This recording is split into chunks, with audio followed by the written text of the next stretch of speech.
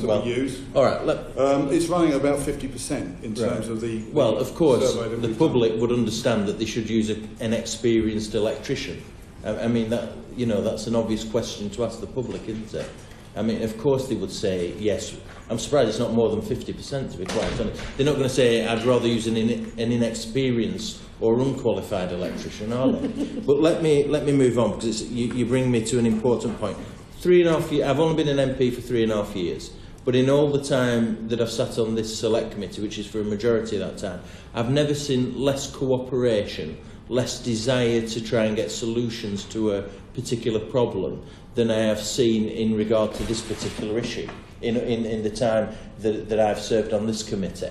And is it not the case? Do you not agree that the only losers out of all of this are consumers? They're the people that are losing out in terms of the lack of regulation, the lack of organisation and cooperation that exists within this sector and in this industry. It's the consumer that's losing out. Would you agree, Steve? Just a yes or no would be great. No. You don't agree? Well, the consumer's all right. Phil, what do you think? No, I didn't say. Do you think everything's okay, Emma?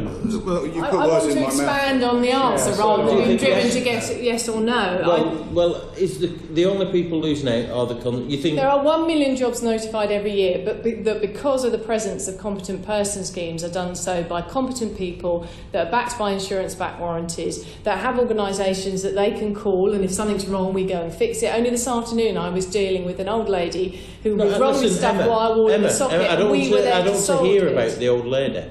I'm speaking about consumers, and they are losing out.